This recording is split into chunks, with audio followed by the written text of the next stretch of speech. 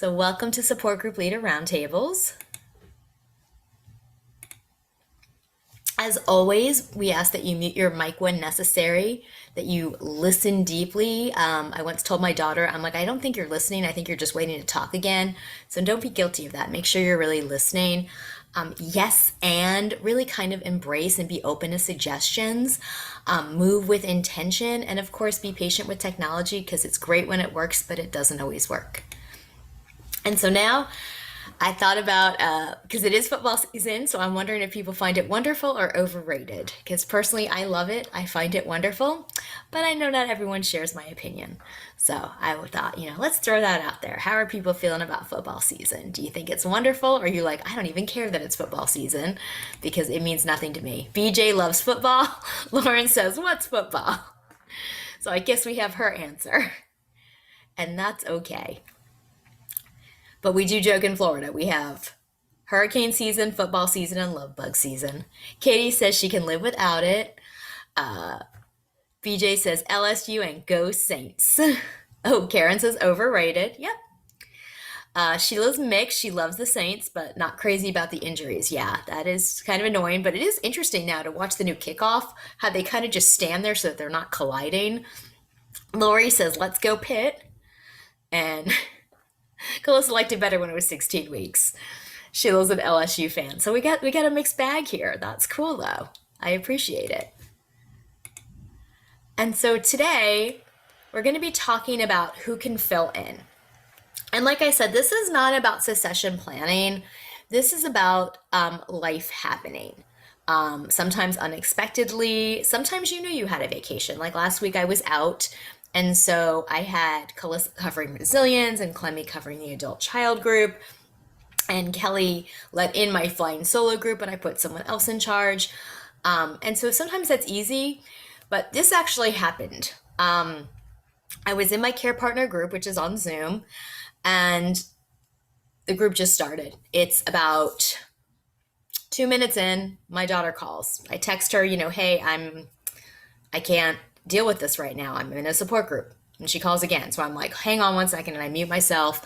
And my kids were caught in a flash flood. They were trying to get my mom-in-law to the airport, and her car has since been totaled. It was not fun. But in 15 minutes, because I was like, okay, I have to go get them now. I gave a frantic call to my husband that was basically like, I'm running out to save the children. Do something. I don't actually know what I thought he would do, but I was really kind of hoping. But in that moment, I'm like, this was the worst timing because I'm in a support group right now. And so I made someone else the host, and I said, I'm really sorry, but I have to run. And that is probably not what you want to do, but in that situation, I didn't really have a choice. So like I said, sometimes life just happens. Who is going to be your backup? Who can step in quickly? I mean, obviously, it's nice if it's a planned vacation and you knew this was going to happen, but quite another when it's just an emergency. It just happened. I was not planning for a flash flood. I always tell my kids no one plans for an emergency or an accident. Like nobody says, I bet I'm going to hit another car today. That's just not what happens. And so, do you have a backup plan in place? Because your backup plan can't just be like, oh, I just kind of scream. That's really not the best way to solve it. And so, how are you going to handle it? If it's planned, are you going to just schedule a speaker and have someone else facilitate? Somebody might be very comfortable with that, but then that same person might not be as comfortable if they haven't been given notice. If they're like, you just want me to jump in, I'm not comfortable with that. So you also kind of want somebody in the back of your mind that's really comfortable to just move in quickly, that can kind of just be like, I can roll with the punches. I'm okay with that. Or somebody who's just reliable, because sometimes you don't really have that perfect person to just jump in. But it's enough that somebody is there and says, you go, I got this.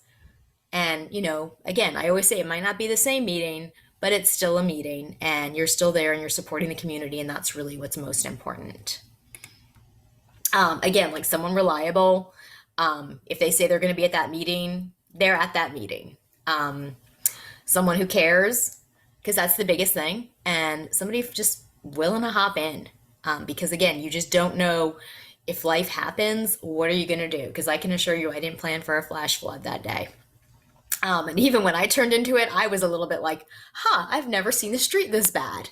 We're used to flash floods in South Tampa. I have never seen one on this particular street. I was very surprised.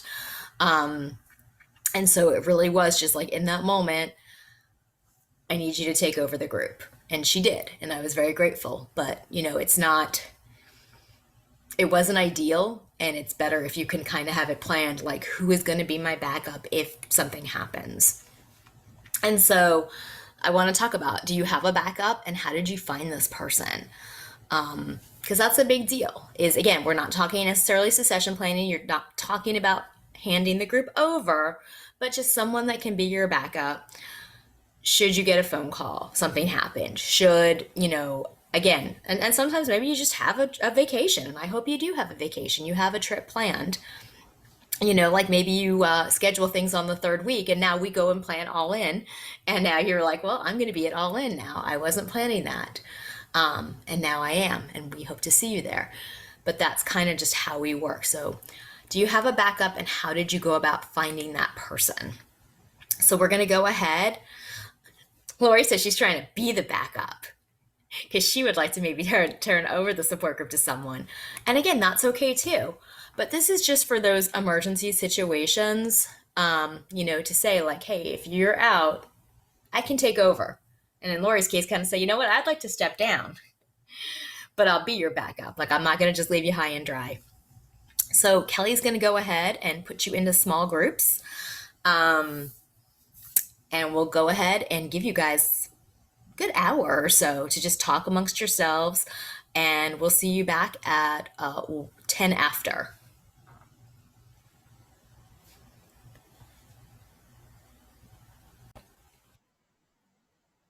Welcome back. So let's start with room one. We have Greg, we have John, we have Judy, we have Katie, and we have Sheila. What did you guys talk about? Because I assume you probably went off topic. Who's going to come off mute? Come on, Eden. Why would you assume that? I don't take it personally. I'm an ex-teacher, so I kept bringing people back on the topic.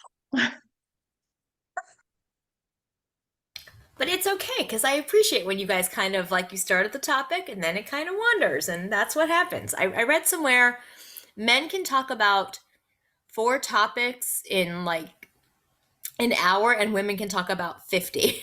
I was going to say, yeah. I think one of the topics that we were talking about was right at the end there. We were talking about tech support. Our generation, as a rule, is not all that tech savvy. I know I am not. And I'll get stuck. This morning I was speaking at a Margaritaville support group that we're starting, and I had a question on technology. So I can tell you what I do. I call my 12-year-old grandson on his phone and say, what's going on? He was in school in Colorado and his teacher told him, knock off using your phone. I told him to tell her to put her on. I asked her how old she was, and she said blank. And I said, I've been paying taxes for a gazillion years, and sorry about that, but I need my grandson's expertise for 2 seconds to tell me to plug it into A or B. I don't know which one. And she goes, oh, sorry. Yeah, that makes a lot of sense. So he told me to find the port, look at the little thing on the end of the wire and the thing on the inside of the laptop, and it worked. So that's one answer. Mm-hmm. Always use taxes. If I could, I think I liked best of all Sheila's idea. Actually, on topic. She said she thought about starting a team of people, maybe having 4 or 6 people in the group take turns alternating and on their monthly meetings. So every month would be a different person. And that way, when one person dropped off, you would still have, say, 5 other people, and the rotation could continue while you look for a replacement for the one that left. I thought that, would be a great idea if you could convince people in your group to step up and take their turn. And if you only had once a month meetings, somebody might only have to do it one couple of times a year. So I thought that was probably the best idea I heard in terms of, having a seamless replacement of somebody who had to leave. Is that something you guys do, or that's just something you'd like to do? I think Sheila, go ahead, you answer it. Well, I was an adult ed teacher for many years, and I team taught with another teacher for 9 years, and it was a pilot program in the beginning, and it was so successful. That's how we managed to carry it on for the next 9 years, and the program itself is still going strong. It's actually expanded because it was at a community college, so it was adult students, and we found that the team teaching approach was so beneficial to the students as well as us, because it really gave the students and us as teachers like the best of both worlds, because we each had some strengths and weaknesses that balanced each other out. We would kind of what's the word I'm trying to say, like tossed ideas off of each other, and it made for a stronger learning experience for the students, as well as just sort of really easing that sort of teamwork spirit among the group too, because it really empowered the students to feel part of our team, so to speak, and we tried to create a real kind of giving learning community. And I kind of feel like that's a similar sentiment that works well in support groups. Maybe not, doesn't transfer necessarily exactly the same, but maybe in general, it's just a possibility. Again, like I mentioned in our subgroup, it may not work for everybody, but it's just one possible idea. I think for me personally, it would be great because we, as I mentioned in the group, my husband Jim is in his 11th year of diagnosis, and so we're faced with a lot of unexpected challenges to our time commitments, and we're also trying to get some traveling done while we still can. And so I think for people who are experiencing those similar kinds of challenges, it might be helpful to have that kind of a team network set up already in place. I call it synergism. 1 + 1 = 3. The group effort is always more than individual efforts. Right on, Roger. Yeah. Anything else from group 1? Okay. We're going to move on to group 2 then. We've got Gail, we've got Janelle, we've got Karen, we've got Lori, and we've got Roger. Who's going to come off mute? So I kind of jumped in at the end. This is Janelle. And we were discussing how sometimes you get caught up in if we forget about our wants and our needs. And that's very important. I believe that's very important. And so we were discussing ways that we could identify those or things that others did for themselves. There's nowhere quiet in this house. Okay. I'm in the garage. The very last thing that we talked about, it was just a suggestion I had. I've been meeting with people from Monterey and Santa Cruz and Santa Clara County to sort of see how we could support each other. And one person said something interesting, that so much of our meetings and our activities are oriented toward learning more about Parkinson's, that sometimes people feel sort of inundated with information. And one of the questions I asked, well, what do you do for fun? And that might be an interesting, Eden and other people in PMD Alliance might be an interesting topic to talk about beyond educating the group. What are the things that people do to get to know each other better as people? what are some of their fun activities? And Roger mentioned, sing-alongs, and we have picnics and holiday parties, and I could foresee a dance of some kind. But that might be an interesting topic to talk about, is what do people do for fun? Yes, everybody has favorites, and it will help bring the quieter ones out of the shell. They all have a favorite. We made mountain pies around a campfire.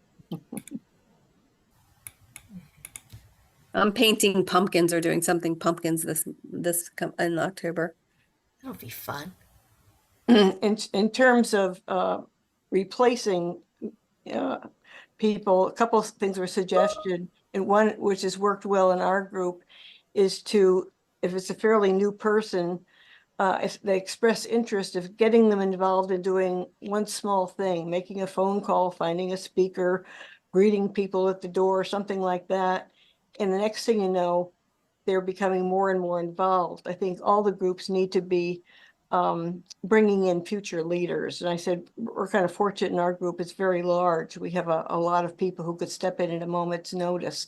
The other thing that we do is to plan ahead. We have our programs all planned for the rest of this year and almost half of next year.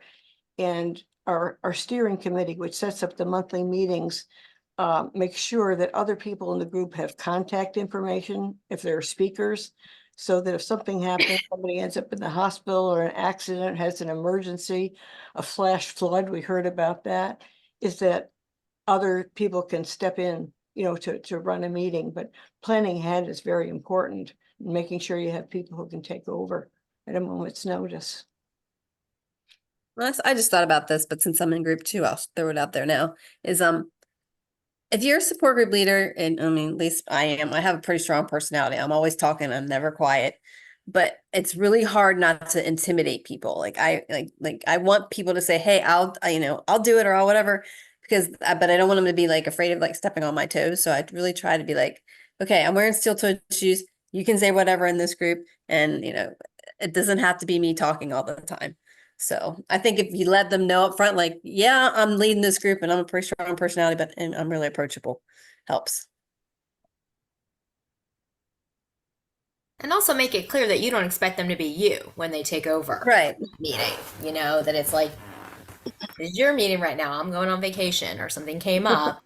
I don't expect you to emulate. Yeah, well, that goes without saying. I don't want them to aspire to be me. Because everybody's got their own way of doing things, and I think that variety is the spice of life, they say. So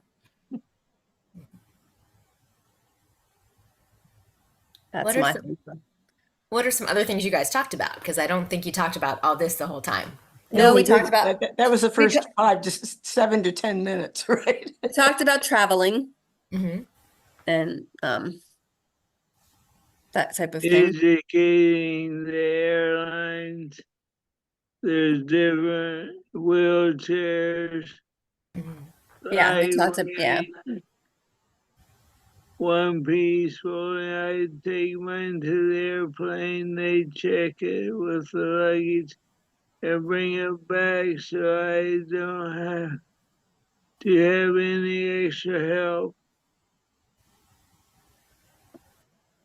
And Lori, I said to stay tuned because I wrote about it and it's coming out soon. yeah, Lori mentioned it's because I hadn't heard of that before, the disability lanyard. Did you say? Yeah, I put it in the chat. It's a lanyard that you got. It's a network of businesses and a lanyard that you can get that is for people with invisible disabilities. Mm-hmm. And so it's people. So the organizations are trained to look for it, so you don't have to say, "Hey, my child has autism and is afraid." I mean, it's for anybody. Is this the sunflower or some? Because I looked that up here in Phoenix, the airport. We don't have it here. We don't either in Baltimore. Apparently, it's connected up with the airport specifically, not with the airlines. Oh, interesting. Yeah, because I heard about it like a year or so ago. It's growing. I mean, it's growing to include like other things too. So keep an eye on the internet and keep watching for it. But yeah, we don't have it here at all. I couldn't. So anyway. Well, we shop it every Sunday night, which is the last night. I did put it in the chat, but it sounds like not everybody has it. So Okay. There we go. I have put it in there. No, I don't. No, that's unforgivable. somebody has somebody in the background. I was kind of hoping you can find it in your heart. I'm not sure who that is. Yeah. Wasn't me. I'm in the garage. I think Lori's in timeout. There it is. Telling you. What other things? There was something that we talked about, and you said it was a really good idea. It was like asking people. It was something on the lines of about the project that I did, and like I said that I had my son. My son and I did the ATMRD. Roger watched the ATMRD thing that my son and I did. Mhm. And it was about what we're not telling our doctors, but he said to do that in a support group setting, like have people role play as the, that kind of thing. I thought that was a good idea. Somebody said to role play, like kind of do that presentation that we did and recorded and do it in your support group.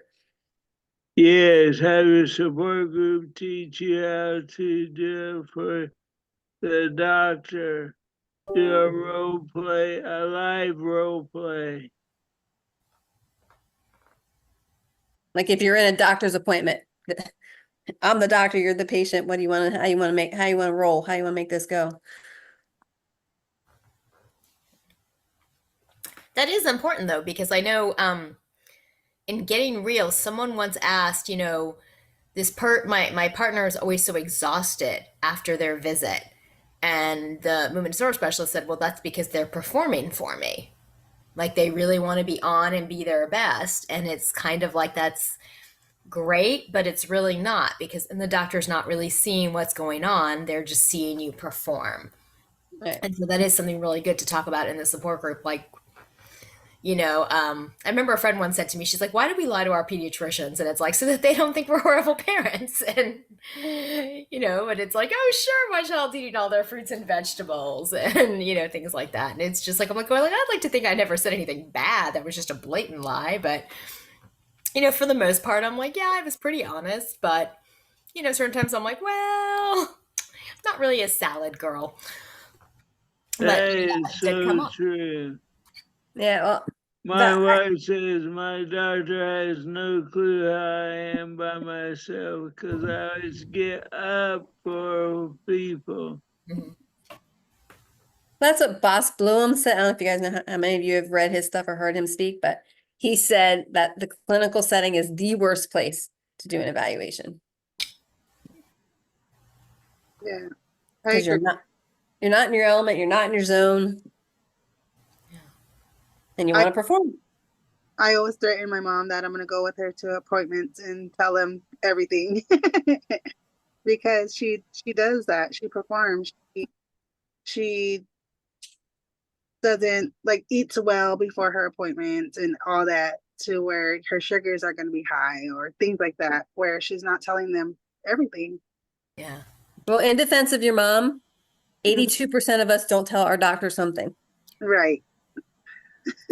That's what the survey showed. The real me and what I want you to know about me. Yeah. 2 different people. I kind of did the opposite last year when I went in for my checkup with my neurologist. I went in without medication. I decided I wanted him and me to see what I looked like without medication. So I held off that morning. How'd it go? Well, he got to see that I have a little more tremor maybe than I thought I did. And I felt some of my symptoms were a little more exaggerated, I guess.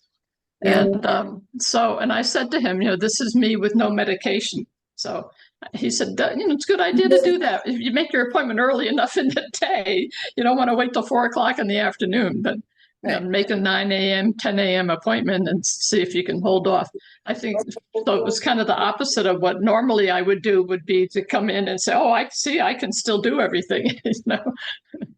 I know I know we talked about a little bit, it went a little long with I had one of our clients or one of our people in our program call me over the weekend because she was having a tough time with anxiety and depression, and she didn't feel her meds were working, and she didn't know what to do. And I'm like, okay, this is so above my pay grade. But I was asking them, like, what do you do in that instance? Like, I didn't know what to do. I was afraid to like say anything. So I basically was just like, you need to call your doctors, you need to call your entire care team, and call them on Monday, and don't stop taking any medications just unless the doctor tells you to. Mm. But I didn't know what to say. I felt bad.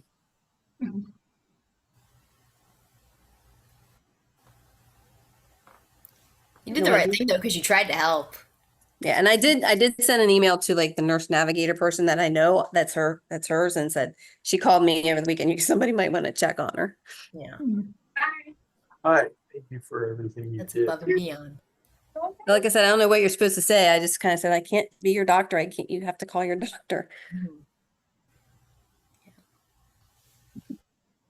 Any final thoughts before we go?